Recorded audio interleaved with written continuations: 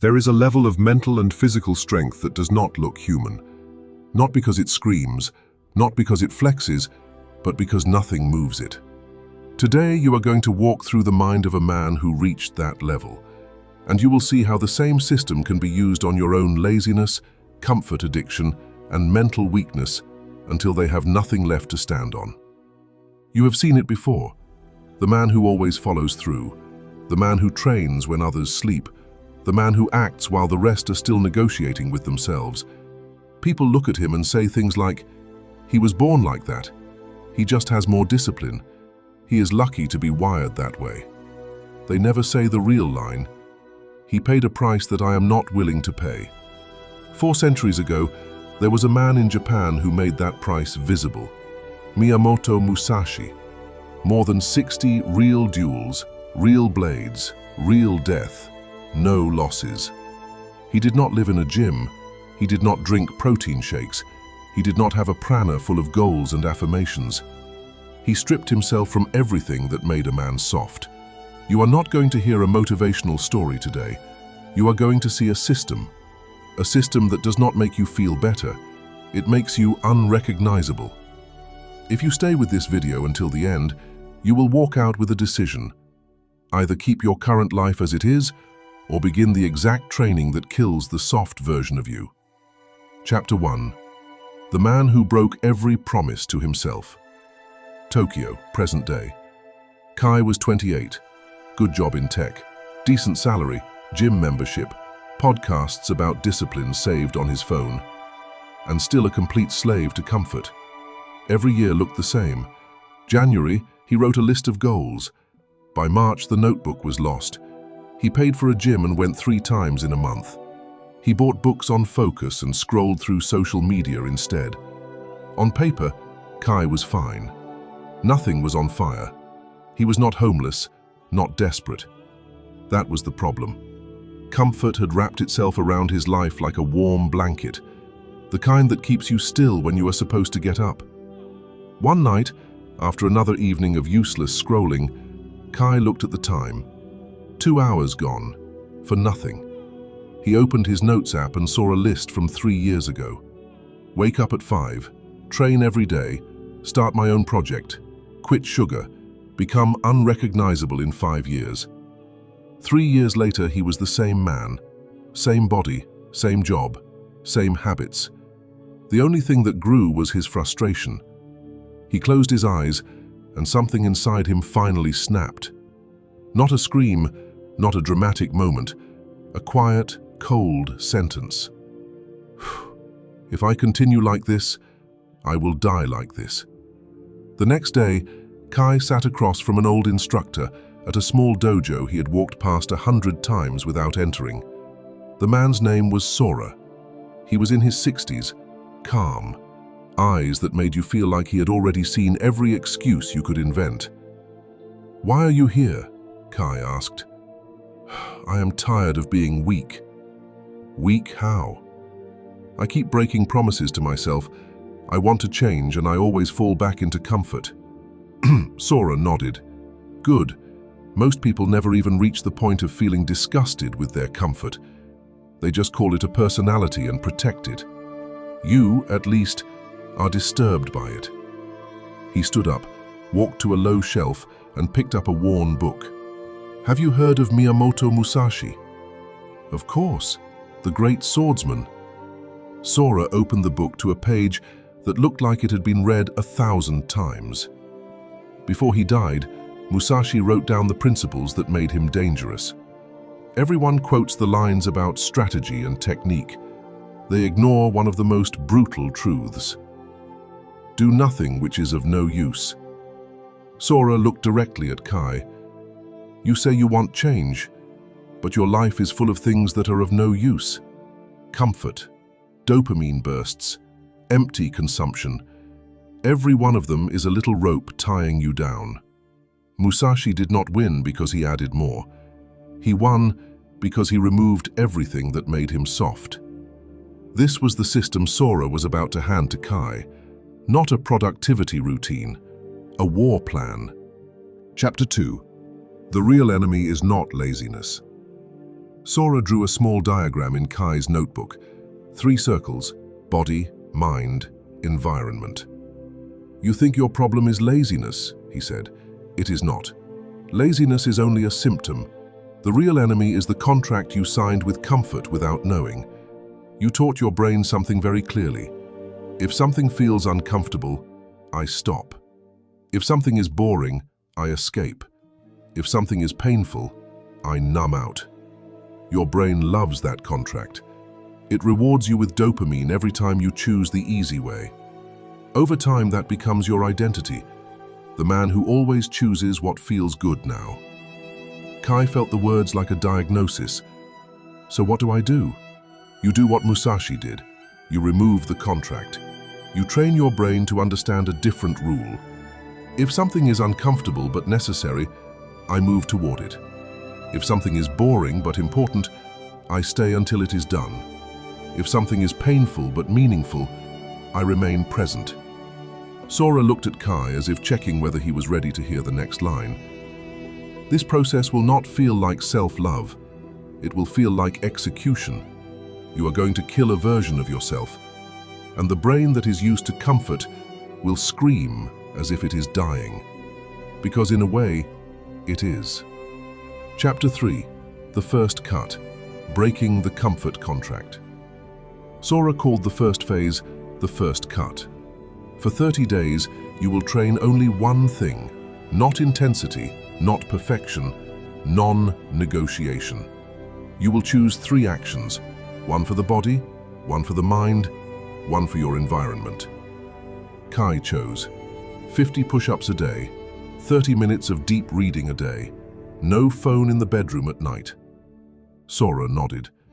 "Now listen carefully. It is not about the number. It is about the 0. You never allow a day with 0. Sick? You reduce the reps, but you do not skip. Tired? You cut the time, but you do not skip. Traveling? You adapt, but you do not skip. The brain must learn this sentence. There is no world in which we do nothing." Why is this so brutal? Because your nervous system has learned to escape discomfort as fast as possible. Every time you do something uncomfortable and stop early, you reinforce the contract. Comfort is in charge. Every time you stay when your mind wants out, you write a new line in your wiring. We do not run. By day 4, Kai's arms were aching. By day 6, he was bored of reading when his friends were gaming. By day 8, he reached for his phone at night and felt the emptiness of the bedside table like an itch under the skin. His brain began its negotiation routine. Do it tomorrow. You are tired. This is not the right day. Missing one day does not change anything. You had a long day. You deserve rest. He almost gave in. Then a sentence from Sora returned.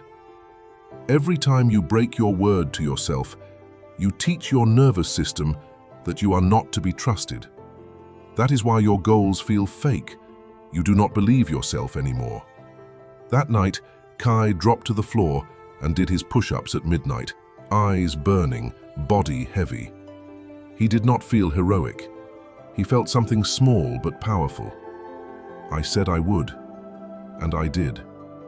That is the first cut in the throat of laziness. Chapter 4. The nervous system does not care about your goals.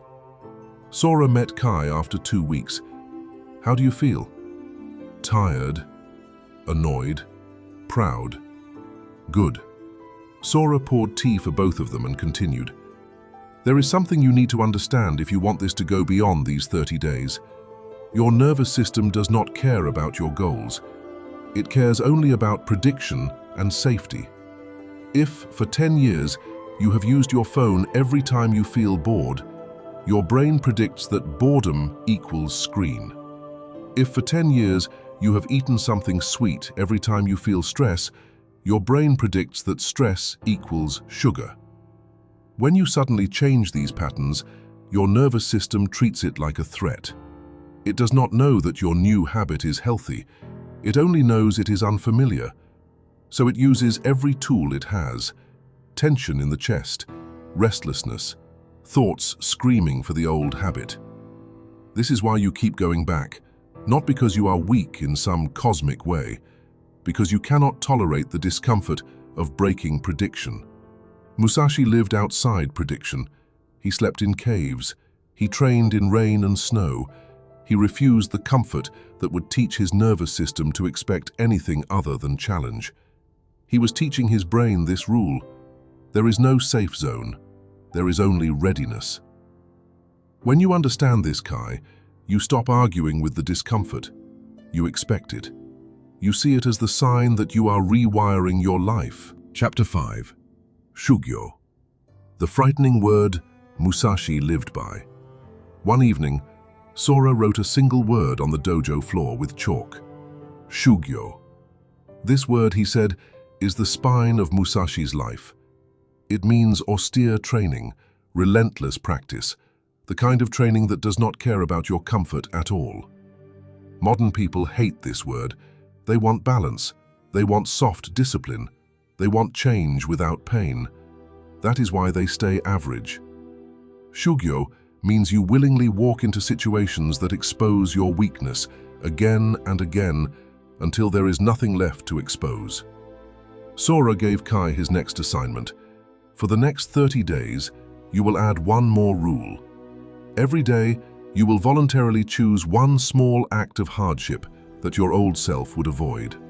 Cold shower, taking the stairs when you are tired, difficult conversation you have been avoiding, going to train even if you slept badly. Nothing huge, but every day, something. Why? Because your brain has a map of what you usually avoid. That map defines the limits of your life. Shug-yo is walking directly toward the places that make you uncomfortable on purpose. When you do this often enough, your brain receives a new message. We do not run from discomfort. We run into it. Kai discovered something strange. The more he did small, hard things on purpose, the quieter his inner resistance became. The demon of comfort was not as loud, not because it disappeared, because it realized it no longer decided. Chapter 6. The Collapse. Real transformation does not happen during the calm period. It happens when everything goes wrong. After 60 days of his new life, Kai received news at work. Resource sharing, budget cuts. His position might be removed.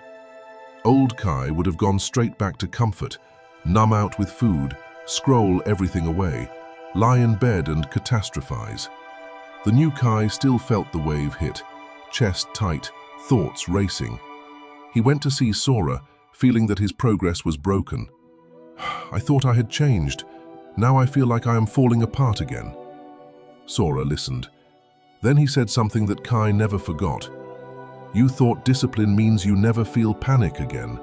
That was never the promise. Real discipline means when panic arrives, it does not decide your next move. He asked Kai a simple question. What does your system say you do today? 50 push-ups? Reading? No phone in the bedroom? One hard thing. Then do that. But I might lose my job. Yes, so you take action for that from clarity, not from panic. Update your resume. Reach out to contacts.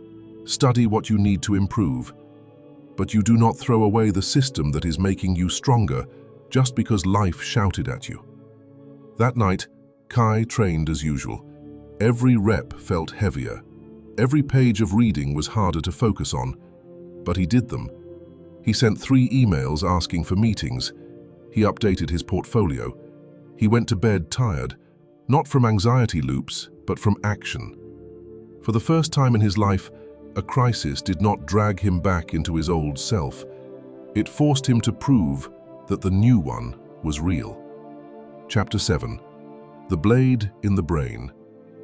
Weeks later, Kai sat with Sora again. You have felt the system working, Sora said. Now I want you to understand what it is doing inside your head.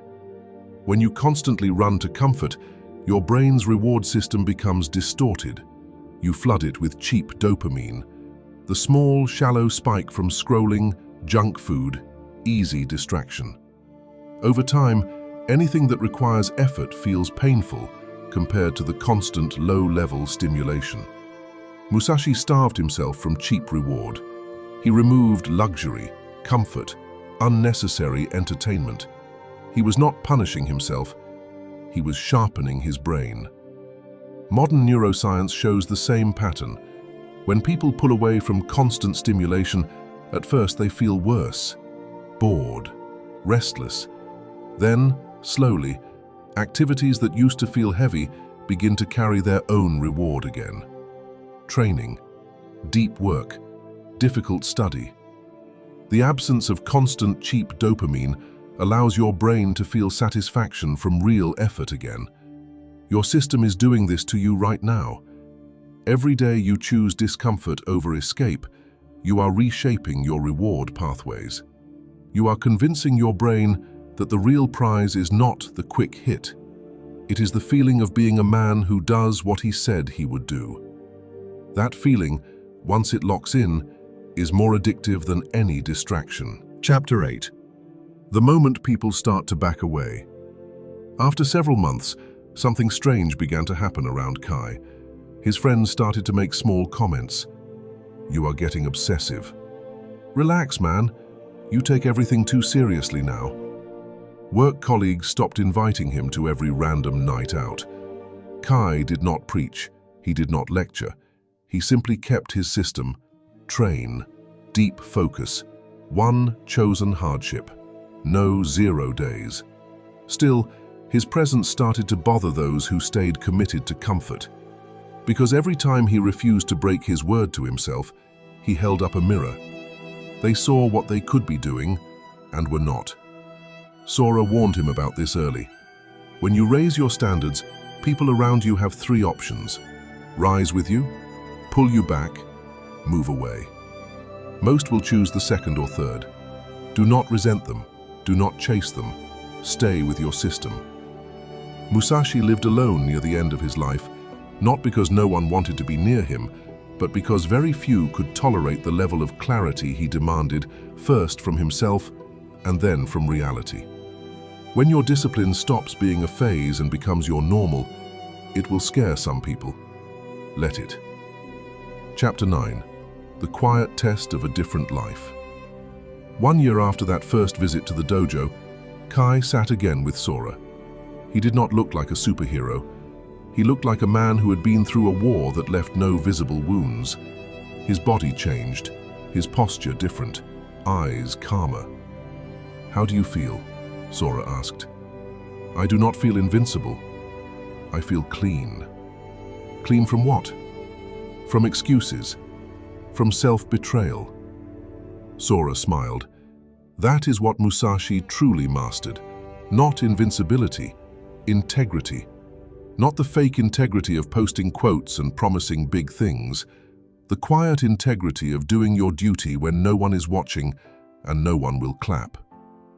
Kai reflected on the year. No dramatic overnight transformation, just hundreds of small battles with comfort where he chose the hard path. Some days he won easily, some days he dragged himself through, but he did not return to the old contract. He did not allow 0 days. Now, when he looked at his life, he saw something he had never seen before. Proof. Proof that he could rely on himself. Proof that he could carry out a decision without waiting to feel like it. He realized a final truth. Musashi's greatest achievement was not that he never lost a duel. It was that he stopped negotiating with himself long before he stepped onto a battlefield. Most people lose to themselves at the level of simple habits.